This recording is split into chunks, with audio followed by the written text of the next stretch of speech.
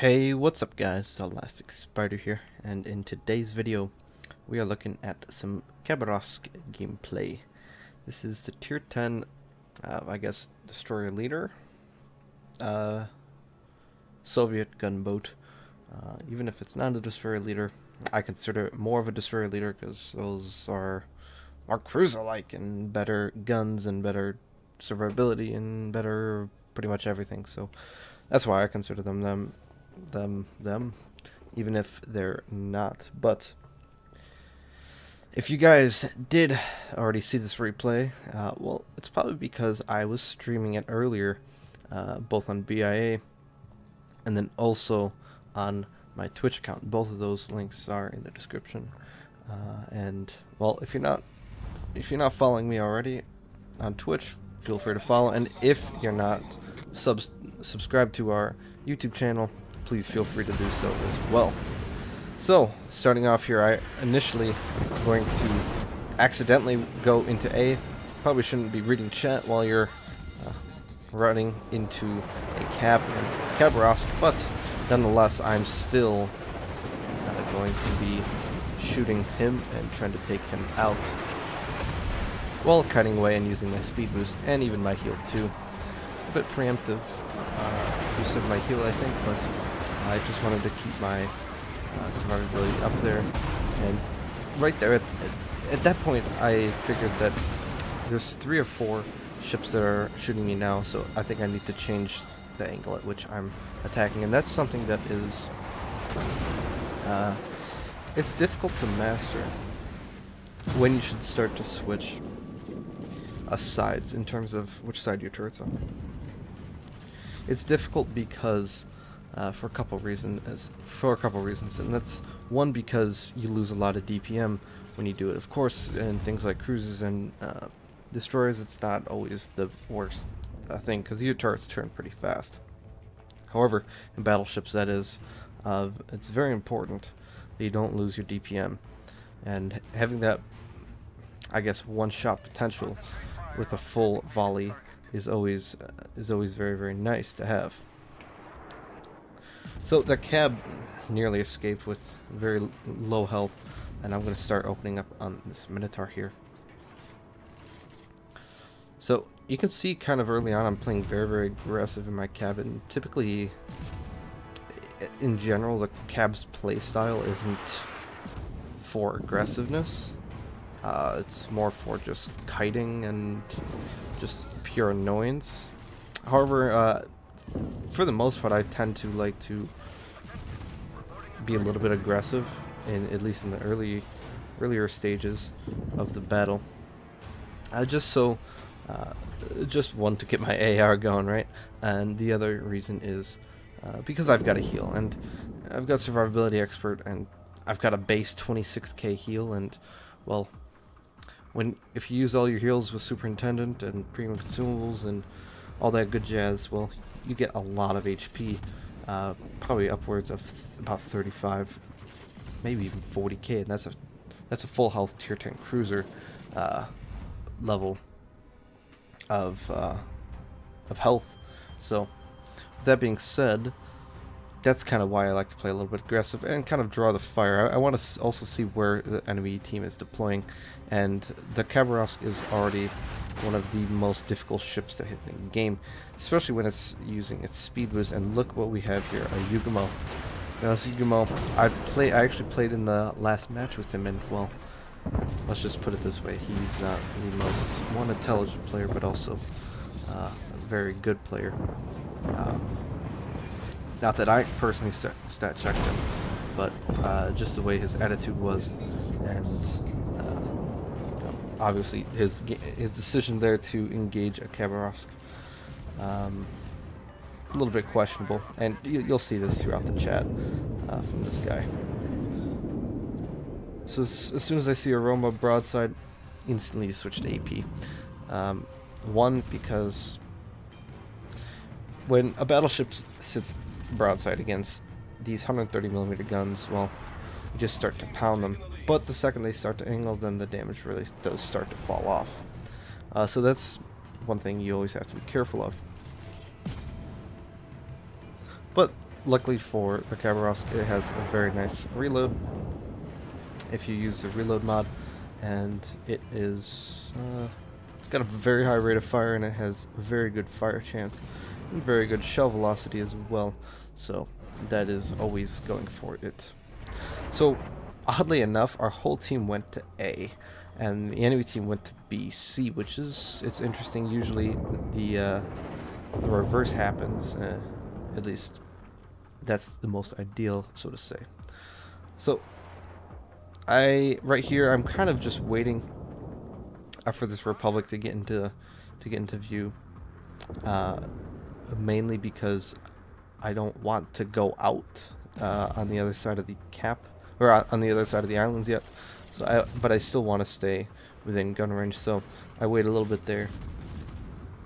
And I also wanted to, I wasn't sure what the other ships were doing on the enemy team, and my team as well.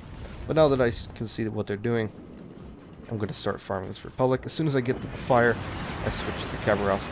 This is something that's, well, if you want to increase your damage, at least in like cruisers and gunboat destroyers, this is something that I would highly recommend. You know, making sure to change your sources of damage. So I get a fire on the Republic, it's still burning, and I get another fire on the Kurfürst. Now the reason I was kind of sticking there to the Kurfürst was, well, he was, you know, he just presumably DCP'd. Then I see Republic broadside, and it's all AP, even from 12 kilometers. You can see there I'm starting to rein in the damage, 2,500. That one wasn't so good at 18. But when you catch something broadside, it does hurt. And there we can see a 34, almost 3,500 salvo. Now here, the Khabarovsk is good at two things. Running, I guess kiting. It's good at three things. Not getting hit when you're firing at range. 2, running away and firing at range. And 3, being a complete annoyance on a flank. And that's exactly what I'm going to do here. So I know my detection isn't the best, but it's good enough to get away from this Kurfürst going almost 45 knots. So I'm going to hold my fire until I'm at least a good amount around this island, or at least a good amount such that I can actually turn away if this Republic and Buffalo do decide to shoot at me. And I'm going to dump my torps, because if I was this Kurfürst, I would probably want to turn out, or at least, you know, try and get behind this island. So I do some preemptive torps. Now, if I had some 8-kilometer torpedoes, that would probably be one of the best things that the Khabarovsk could have. 8-kilometer torpedoes on a Khabarovsk would just be so gosh darn overpowered, because one, I wouldn't have to just dump them and hope. I could actually plan out my torpedoes a little bit better. Nonetheless, it's still okay. Honestly, here I'm just shooting HE. I want to get a fire. I want to get some more constant damage. So by the time this guy moves around the island, at least I still have a fire on him. And then as soon as I see this guy start to go around the island, I'm probably going to switch to this Buffalo. Especially because he's at full health coming at me at 12 kilometers. So and we're going to switch to him. Or, sorry, destroyer first.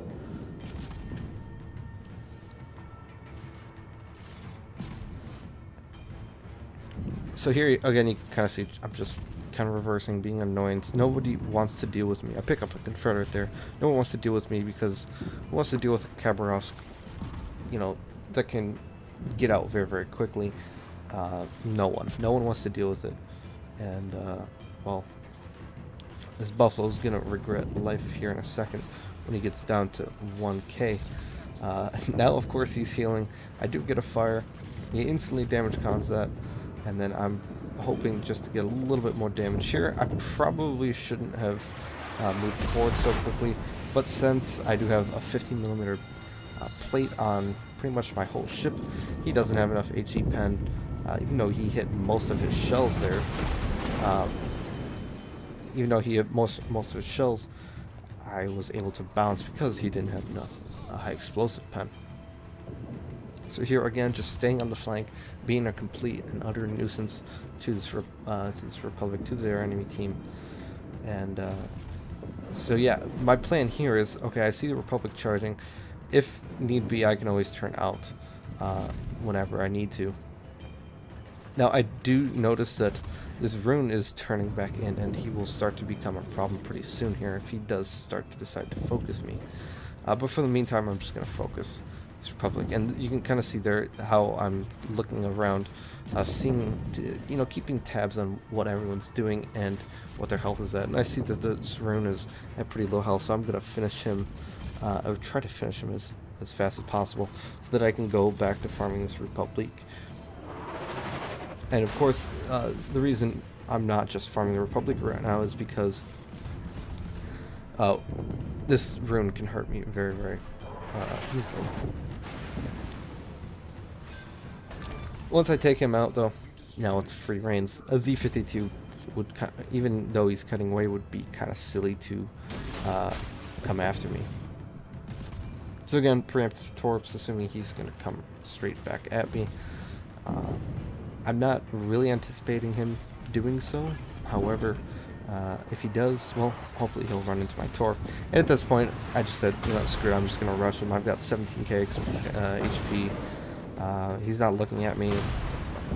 You know, I still have 2 heals. It's not the worst of things. I mean, it is. I have to deal with Republic secondaries, which can hurt, but I mean, he's turning broadside too. Like, let's just bop 4k. Bop 3k. Bop 2.5k. Bop over 5k. At this point, he's probably pretty saturated, still getting almost 3k. At that point, I probably should have switched to, and then the midway steals a kill. At that point, I probably should have just switched to either his bow area or his stern. Get those ass pens.